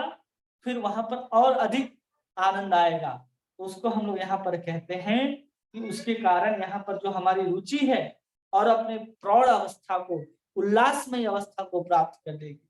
लेकिन हम उपेक्षा के साथ अगर हम श्रवण करने जाएंगे कि नहीं, हमें कृष्ण का नाम तो तभी श्रवण करेंगे जब हारमोनियम और मृदंग बजाने वाले कोई हो, तभी हम कीर्तन कर सकते हैं, गा सकते हैं या बैठ सकते हैं। केवल हरे कृष्ण मंत्र गाया जाए तो हम नहीं बैठ सकते। अगर आपके अंदर बिना किसी इसकी अपेक्षा की अगर मृदंग ताल ना भी हो, किसी अच्छे स्वर में ना भी गाया जा रहा हो, लेकिन कृष्ण का नाम गाया जा रहा हो, उसके प्रति आपकी दृढ़ विश्वास है, आपको उसके प्रति प्राप्त करने की बहुत आपके अंदर से उत्कंठा है, कृष्ण के नाम के प्रति विश्वास है, तो आप इन चीजों की अपेक्षा नहीं रखेंगे। लेकिन न रखने के बाद भी अगर आपके जीवन में अपेक्षा नहीं है और अपेक्षा के न होते हुए भी अगर ये वस्तु उपलब्ध हो जाते हैं कि कीर्तन करने वाले का कंठ बहुत अच्छा हो, उसके अंदर भक्ति बहुत अच्छी हो, उसके अंदर सब कुछ बहुत श्रेष्ठता के साथ सुर लय ताल सब मिल रहा हो, तो उल्लास में भक्ति प्रकट होती है। और उस रुचि के उत्पन्न होने से जितने भी हमारे वैगुण्य जनित दोष होते हैं वो गंध मात्र भी नहीं रह जाते। इन दोनों वैशिष्ट्य को समझना है। एक में हम उपेक्षा रखते हैं, एक में नहीं रखते हैं। लेकिन उपेक्षा न रखते हुए जब हमें वैसी वस्तु प्राप्त होती है तब हमें ज्यादा आनंद आता है। लेकिन जब हम आनंद पहले ही अपेक्षा रख लेते हैं कि हमें तो वैसे ही कथा कीर्तन सुननी है कि जिसमें तो संगीत बजता हो। कौन सा संगीत बजता हो? नाचने वाला, प्रसंग से संबंधित कोई संगीत ना बजे तो भी हम नाच लेते, तो भक्ति तो है ही नहीं, ना वो भागवत कथा है ना वो भक्ति है। ये दोनों हमें समझना है। इसलिए कृष्ण के कथा से संबंधित भजन हो, कृष्ण कथा से संबंधित कीर्तन हो, और उस कीर्तन से संबंधित ही जितने तरह के साज सामग्री हो जो बजाए जाते हैं वो सब उपलब्ध हो, बिना किसी अपेक्षा के। हम नहीं चाहते हैं, लेकिन फिर भी अगर उपलब्ध हो जाए तो आपकी जो भक्ति है वो प्रौढ़ और उल्लासमय अवस्था को प्राप्त कर लेती है। लेकिन अब क्या है, अब कथा जो है, कृष्ण का नाम गुण लीला जो है वो गौण वस्तु हो गई, और ये जो संगीत में जो चीजें हैं वो प्रमुखता से हमारे सामने आ गई। इसलिए हम अभी तक सोचते हैं कि हम 3 घंटा तो कब बीत गए, हमारे अंदर तो रुचि आ गई। कहाँ रुचि आई? कृष्ण का नाम रूप लीला कुछ रहा ही नहीं। 3 घंटे में तो आधा घंटा भी आपने कथा को नहीं सुना होगा, आधा घंटा भी व्यास जी व्यास पीठ पर बैठ करके कृष्ण कथा का गुणगान नहीं किए होंगे, लेकिन फिर भी आप कहेंगे हमको तो परम आनंद आया। तो यहाँ समझ जाना चाहिए कि किस रुचि की यहाँ पर बात हो रही, किसकी अपेक्षा रखी जा रही है। यहाँ पर ऐसी अपेक्षा रखी जा रही है कि हमारी रुचि कृष्ण के नाम के प्रति हो। नाम लेने में, कीर्तन करने में अगर साज सामग्री आ जाए तो बहुत अच्छा बात है, वो हमारे उत्साह को, उल्लास को बढ़ाने वाला होगा। लेकिन हम सिर्फ और सिर्फ उसके गाने वाले के स्वर में, गाने वाले के कंठ के ऊपर पागल रहते हैं। या ये व्यास जी तो बहुत अच्छा गाते हैं, ये कीर्तनिया बहुत अच्छा गाते हैं। वही जब कथा करेंगे और वही जब कीर्तन करेंगे तो ही हम सुनेंगे, नहीं तो बाकी सबके तो कंठ जो है वो फटे बांस की तरह है। भले फटे हुए बांस में सुंदर बांसुरी की फूंक जैसे कृष्ण फूंक मार मार करके उनके अंदर से सुंदर ध्वनि को प्रकट करते हुए आपके कृष्ण प्रेम को झंकृत करने वाला वाणी को प्रकट करता हो, तो भी आप कहेंगे नहीं, संगीत तो है ही नहीं, मजा तो इसमें बिल्कुल भी नहीं, उसमें तो आस्वादन हमें बिल्कुल भी नहीं आएगा। इसलिए इस बात को जानते थे कि हमारे जीवन में क्या आएगा, कैसे हम रुचि को समझने लग जाएंगे। इसलिए 2 प्रकार के रुचि को यहाँ पर वर्णित करके हमको समझाते हैं। कौन समझा रहा है ये सुंदर बात को? विश्वनाथ चक्रवर्ती ठाकुर बताते हैं। ये दोनों बात आप लोगों को समझ में आई होगी, हमेशा उम्मीद करते हैं। और इसी के आखिरी अनुच्छेद में कहते हैं कि जात रुचि, व्यक्ति का आचरण कैसा होता है। जिस व्यक्ति के अंदर ऐसा रुचि उत्पन्न हो गया उसका आचरण कैसा होता है। तो सबसे पहले ये समझ जाना चाहिए कि जिसके हृदय में रुचि उत्पन्न हो गई हो उसी को हम लोग कहते हैं जात रुचि कहते हैं। और जात रुचि जिसके अंदर उत्पन्न हो गई ना, वो अपने मित्र से कहता है। जात रुचि जिसके अंदर उत्पन्न हो गई मतलब रुचि जिसके अंदर कृष्ण के नाम गुण लीला के प्रति रुचि उत्पन्न हो गई, जब आस्वादन करता है इन सब वस्तुओं का, तो व्यक्ति जो है अपने सखा से कह रहा है। अपने सखा से क्या कह रहा है कि कृष्ण नामामृत को त्याग कर तुम किस लिए दुष्परिग्रह अत्यंत परिश्रम साध्य विषय के संग्रह में अपने रक्षण में निमग्न हो रहे हो। कृष्ण भजन को छोड़ करके तुम कहाँ पागल हो रहे हो?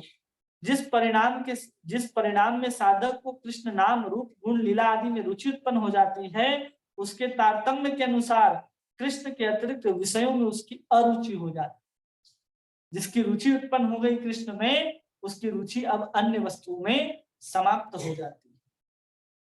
ये जो कहते हैं ना भगवत गीता में कि रसो वर्जम रसोपवर्ते अपवर्तते रसो वर्जम ना निवर्तते, जो परम रस का आस्वादन कर लेता है वो निकृष्ट रसों में आस्वादन नहीं लेता। उसी प्रकार एक बार किसी का कृष्ण नाम में रुचि आ जाए तो फिर दोबारा उसको विषयों की आसक्ति, विषयों के प्रति रुचि उत्पन्न होने वाली नहीं है। और प्रकृति के विषयों में घृणा की अनुभूति होती है, इसलिए अपने प्रिय व्यक्ति के विषय संग्रह में आग्रह देख करके उसको दुख होता है। उसके आसपास जो लोग हैं जो विषयों के प्रति भाग रहे हैं, उसको देख करके रुचि को प्राप्त व्यक्ति को बहुत दुख होता है। ये भक्ति का ऐसा स्वभाव है कि उसके अंदर से जो आलोकपात होने के कारण जो है अपने को सर्वथा अयोग्य और अधम समझने लगता है कि देखो हम तो निरंतर विषयों में डूबे रहते हैं। इस तरह की उसकी अंदर से इच्छा उत्पन्न होने लगती है। और क्या कहता है अपने आप को, अपने मन को धिक्कार करते हुए कहता है, अपने मन को धिक्कारते हुए क्या कहता है एक साधक अपने मित्र से कहता है कि हे सखे तुम्हें क्या कहूं, मुझे ही धिक्कार है, मैं अत्यंत पामर और घृणित हूं। मैंने गुरुदेव की कृपा से भगवत भक्ति के इस प्रकार प्राप्त किया जैसे मैंने अपने वस्त्रों की गांठ में महारत्न बांधा हुआ है, किंतु उसको तनिक भी आदर नहीं करते हुए उदर के भरण हेतु तुच्छ धन को ढूंढने के लिए इधर उधर भ्रमण कर रहा हूं। गुरु के माध्यम से जो हमें कृष्ण का मंत्र प्राप्त हुआ है, जो नाम प्राप्त हुआ है, वो क्या है, वो बता रहे हैं कि बहुत मूल्यवान महारत्न है।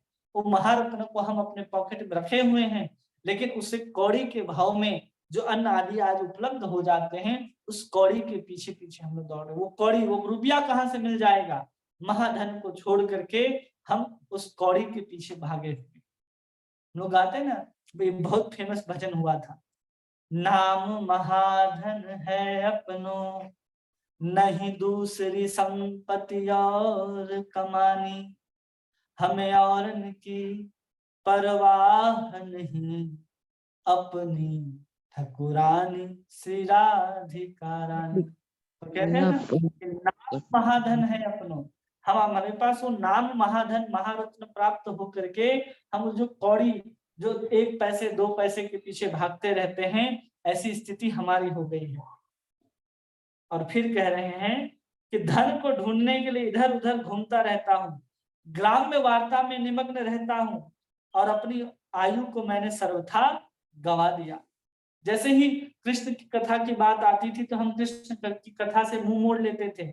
जहां पर ग्राम में वार्ता शुरू होती थी, किसी की निंदा चुगली शुरू होती थी, तो हम अपने कान को खड़ा होकर के पूरी रुचि के साथ श्रवण करते थे कि हाँ वहां किसी की निंदा चुगली हो रही है, हम उसको श्रवण करेंगे। बहुत आनंद आता है किसी की निंदा चुगली श्रवण करने में, और हम लोग उसको श्रवण करते थे। और उसको श्रवण करने में कई बार हम लोगों ने कृष्ण की अपेक्षा भी की होगी, गुरु की अपेक्षा भी की होगी, इन सबका अपमान भी किया होगा।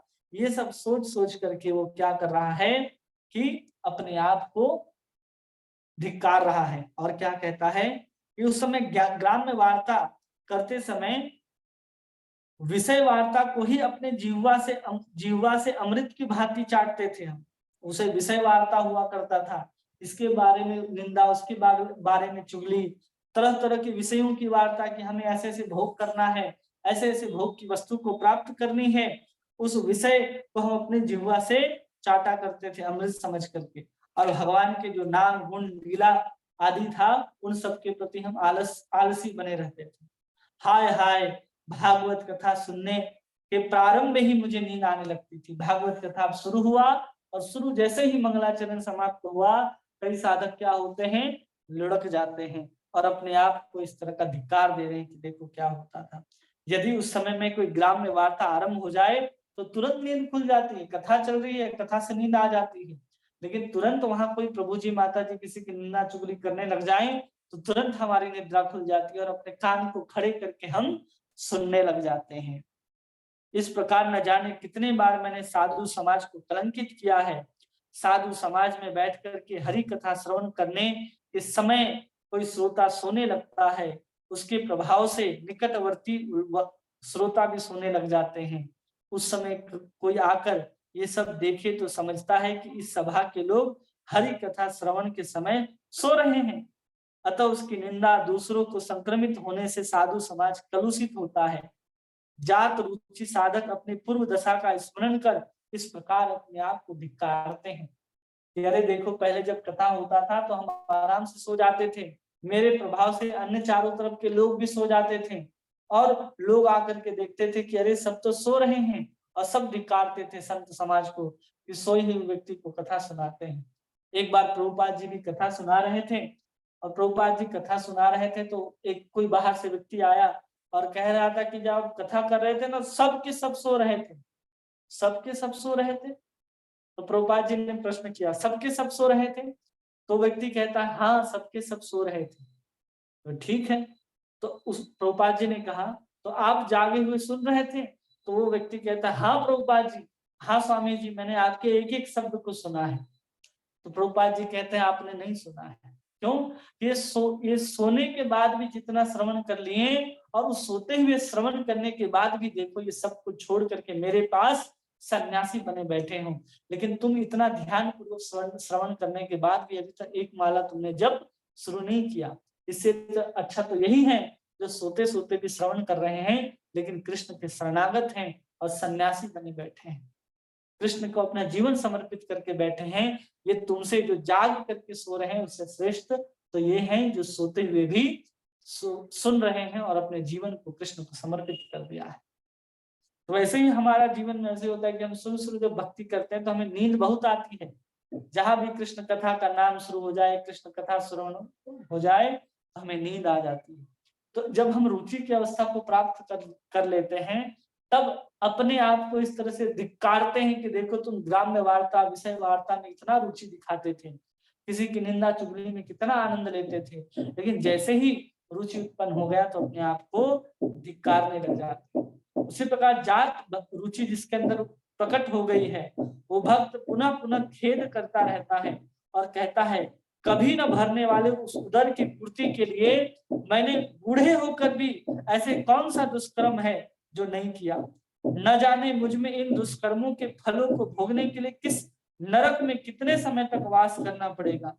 इस प्रकार भक्त निर्वेद अवस्था से ग्रस्त होकर किसी दिन पृथ्वी पल पर महापुरुषों के श्रीमुख से विगलित महाउपनिषद के सार स्वरूप श्री हरि के चरित्र को जब सुनने का प्रयास करता है तो चकोर की भांति सुनता है। जैसे चंदा को चकोर जो है तकता रहता है, जैसे चातक का पक्षी जो है वो स्वाति नक्षत्र के जल के ऊपर आस लगा करके अपने चोंच को खोले हुए रखता है कि हम स्वाति नक्षत्र से जो आएगा हम उसको चखेंगे। जैसे चंदा जो है, चंदा को है एक चकोर तकता रहता है, उसी की भांति जब रुचि उत्पन्न हो जाती है तो साधु समाज में देखते रहता है, तकतकी लगा करके देखता है कि इनमें से कौन साधु हमको हरि की कथा को सुना देगा, इसमें से कौन हमें कृष्ण के नाम को सुना देगा। ऐसी टकटकी लगा करके हर साधु की तरफ एक रुचि जिसके हृदय में उत्पन्न हो गई है वो व्यक्ति देखता है। और क्या कह रहे हैं आगे, कभी कभी भगवान के मंदिर में प्रवेश कर निर्मल भगवत सेवानिष्ठ होकर उसमें निमग्न हो जाता है। इस प्रकार श्रवण कीर्तन अर्चन के प्रत्येक भक्ति अंग को रुचि साधक को परम स्वादिष्ट लगता है और अनिभिज्ञ लोग उसे पागल समझते हैं कि क्या कर रहा है, ऐसे क्यों बातें कर रहा है, ऐसे क्यों कह रहा है, ऐसा क्यों कर रहा है। तो रुचि उत्पन्न हो गई, पूरा प्रेम में पागल होने की अवस्था तो कोई और होगी, जैसे ही रुचि भी उत्पन्न हो जाए तो लोग आपको पागल समझने लग जाएंगे। तो समझना चाहिए कि हमारे अंदर रुचि आ गई है। रुचि रूपी निपुण नर्तकी उसके हाथों को पकड़ करके भक्त समाज के भक्त जनों में परम आनंददायक भजनानंद के नृत्य की शिक्षा दिया करती है और उस समय अनुभूत आनंद को प्राप्त किया करती है। और समय समय पर भाव और प्रेम के गुरुओं के द्वारा नचाने पर जिस आनंद का अनुभव करता है उस आनंद की सीमा का वर्णन कौन कर सकता है, उसे वर्णन करने में कोई भी समर्थ नहीं है। जब रुचि उत्पन्न हो जाएगी उस रुचि को कौन नचाएगा, उस रुचि को जो भाव और प्रेम के रूपी जो गुरु है वही नचाना आरंभ करते हैं, तब बहुत आनंद आता है। जिसके हृदय में प्रेम पलता हो कृष्ण के प्रति, जिसके हृदय के अंदर भाव हो कृष्ण के प्रति, वो कथा जब सुनाएगा रुचि साधक को तो बहुत आनंद आएगा और नाचना आरंभ कर देगा, वैसी अवस्था को प्राप्त कर लेता है। और आगे कहते हैं कि वस्तु वैशिष्ट अनपेक्षणीय रुचि उत्पन्न होने पर किस प्रकार परिपक्व अवस्था को प्राप्त कर लेती है। मतलब जब हम किसी वस्तु के विशेषता को न देखते हुए जब हम अपने भजन को परिपक्व अवस्था तक ले जाते हैं, और उस क्रम का यहाँ पर वर्णन हुआ है, वही समय के साथ बढ़ते बढ़ते भाव और प्रेम का रूप धारण कर लेती है।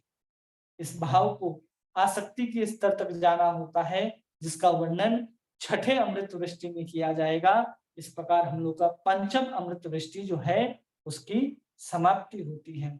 इससे संबंधित किसी का प्रश्न है तो पूछ सकते हैं, बताने का प्रयास करेंगे, समझाने का प्रयास करेंगे।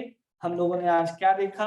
हम लोगों ने रुचि की परिभाषा क्या होती है, रुचि कैसे प्राप्त होता है, उसके क्या लक्षण देखने के लिए मिलते हैं, और जिस व्यक्ति के अंदर वैसे गुण प्रकट हो जाते हैं उसकी क्या दशा होती है, उसको भी देखा। कब रुचि उत्पन्न होगी? बार बार श्रवण कीर्तन करने से, नाम जप करने से रुचि उत्पन्न होगी, उसको देखा। दो प्रकार के रुचि होते हैं, एक वस्तु वैशिष्ट और एक वस्तु वैशिष्ट की अपेक्षा न रखने वाला, जिसका उदाहरण हमने भोजन से लिया कि भोजन जो है, जिसको भूख लगा हो वो नहीं पूछेगा क्या क्या बना है, वो चुपचाप भोजन ग्रहण करेगा। लेकिन जिसको भूख की थोड़ी सी भी कमी हो तो पूछेगा क्या बना है, कि तब जाकर के भोजन करेगा। उसी प्रकार अगर किसी को कृष्ण की कथा में रुचि है तो नहीं पूछेगा कौन कहने वाला है, क्या संगीत बज रहा है नहीं बज रहा है, ये सब की अपेक्षा नहीं रखेगा। और अंत में हम लोगों ने ऐसी अवस्था का श्रवण किया जिसमें रुचि उत्पन्न हुए साधक के हृदय में कैसी निर्वेदना, ऐसी धिक्कारता उत्पन्न होती है कि मैंने पूरे के पूरे समय को कैसे बर्बाद किया, कि हमारे पास खजाना था और खजाना छोड़ करके हम धूल मिट्टी के पीछे भागते रहे, हम ग्राम्य वार्ता को, विषय वार्ता को अमृत समझ करके चाटते रहे, लेकिन वास्तव में उसमें कोई आस्वादन नहीं था। वो केवल एक चकोर की भांति चंद्रमा को तकते रहता है, साधुओं को तकते रहता है कि कौन हमें कृष्ण की कथा सुना दे, कौन हमें कृष्ण का नाम लेने के लिए बता दे। तो ये सब अनअपेक्षणीय जब रुचि होगी कि बिना संगीत के भी हम जब श्रवण कर लेंगे, तब वही धीरे धीरे क्या हो जाएगी, अपने क्रम का वर्णन किया परिपक्व अवस्था में प्राप्त हो जाएगी, तो रुचि बढ़कर के भाव और प्रेम का रूप धारण कर लेती है। इसलिए इस रुचि को बनाए रखना है। और रुचि को कब बनेगा? जब हम श्रवण करते रहेंगे, कीर्तन करते रहेंगे, नाम जपते रहेंगे, तब ये सब होगा। नाम कैसे ग्रहण करना है, ये सब हम अपराध निवृत्ति के क्रम में देख चुके हैं। सेवा अपराध, नाम अपराध से बचते हुए अपने जीवन में विनम्रता को धारण करते हुए, अमानित्वम अधमनित्वम समझते हुए, त्रिणादपि सुनिचेन को अपने जीवन में चरितार्थ करते हुए, तब जाकर के हम नाम गाने सदा रुचि की अवस्था को प्राप्त कर सकते हैं, कीर्तन में सदा हरि की अवस्था को प्राप्त कर सकते हैं। और वही जब स्थिरता के साथ निरंतरता को प्राप्त कर ले तो निष्ठा, और उसमें जब स्वाद आने लगे, बुद्धि पूर्वक हम कृष्ण की अनुकूलमय सेवा करने लग जाएं, कृष्ण के प्रति सौहार्दता प्रकट होने लग जाए, कृष्ण प्राप्ति की अभिलाषा तृष्णा प्रकट होने लग जाए बुद्धि के अंदर, तो तृष्णा है और वही स्वाभाविक रूप से होने लग जाए, तो वही आसक्ति है। उस आसक्ति को हम लोग विस्तार से अगले अमृत वृष्टि में पढ़ेंगे। आज के लिए बस इतना ही। किन्हीं का कोई प्रश्न है जो आप पूछना चाहते हैं तो पूछ सकते हैं।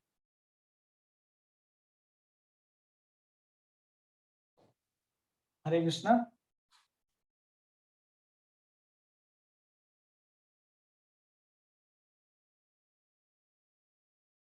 किन्हीं का कोई प्रश्न?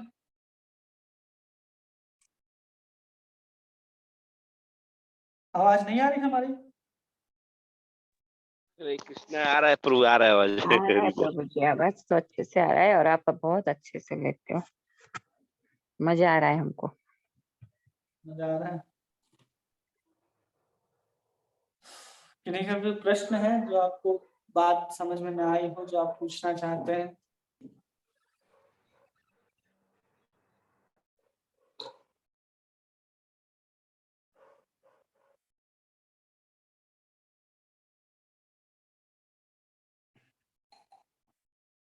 प्रिया माता जी, नरेंद्र प्रभु जी, निशा माता जी, नागराज प्रभु जी, वृषभानु माता जी, कोई प्रश्न है?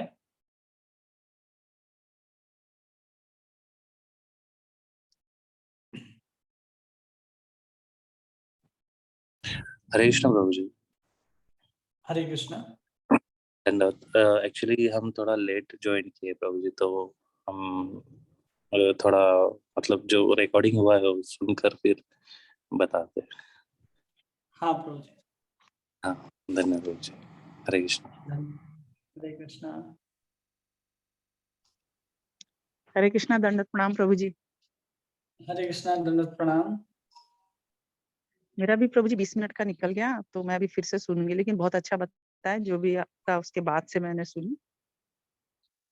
समझाने का तरीका वैसे भी बहुत अच्छा है आपका, इजी वर्ड में बताना। हमारी मोटी बुद्धि है, जल्दी घुसता नहीं है, इसलिए 2 बार सुनना पड़ता वीडियो। कभी कभी कुछ वर्ड मिस प्रभु जी सेकंड बार सुनते ना, तो फिर ऐसा लगता है ये तो हमने नहीं सुना था, इसलिए सुनना पड़ता है, क्योंकि कभी कभी मिस हो जाता है ना वर्ड प्रभु जी। तो हाँ, 2 बार कभी सुनो कभी तब ऐसा कहीं होता है। जाके, हाँ होता है प्रभु जी। तो इसीलिए 2 बार अच्छे से सुन लेते हैं ना, फिर ठीक है। फिर कुछ होने से तो आप तो हम एनी टाइम रहते ही हो पूछने के लिए। ऐसे बताते ही इतना अच्छा हो कि पूछने की जरूरत नहीं पड़ती, फिर भी हो जाता है, कुछ ना कुछ पूछना ही पड़ता है। ठीक है प्रभु जी, कुछ ना धन्यवाद, कुछ दंडवत प्रणाम। दंडवत प्रणाम।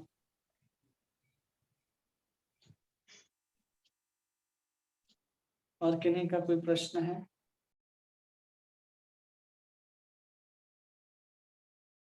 ठीक है, जिनका कोई प्रश्न हो तो पूछ सकते हैं, कभी भी मैसेज करके या कॉल करके पूछ सकते हैं।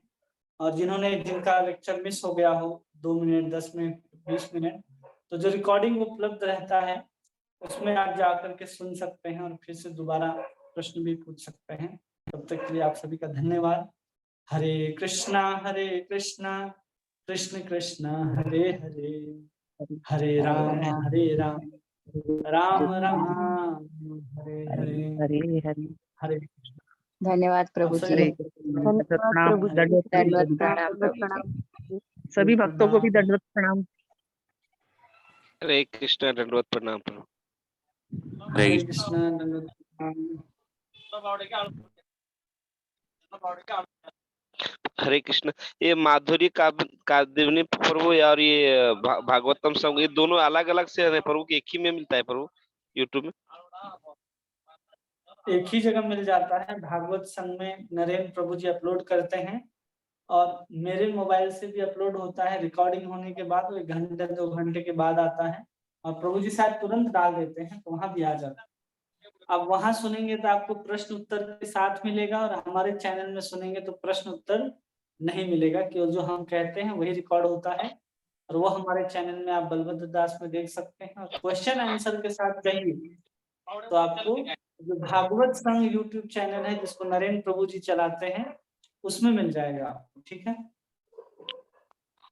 ओके उसका लिंक डाल देंगे, दोनों लिंक डाल देंगे आपको, एक क्वेश्चन आंसर सहित और एक विदाउट क्वेश्चन आंसर। ठीक है, नरेंद्र ओके प्रभु प्रभु। जी डाल देंगे, हाँ मिल जाएगा। ठीक है, ओके। हरे कृष्ण, दंडवत प्रणाम। हरे कृष्णा, दंडवत प्रणाम। हरे कृष्णा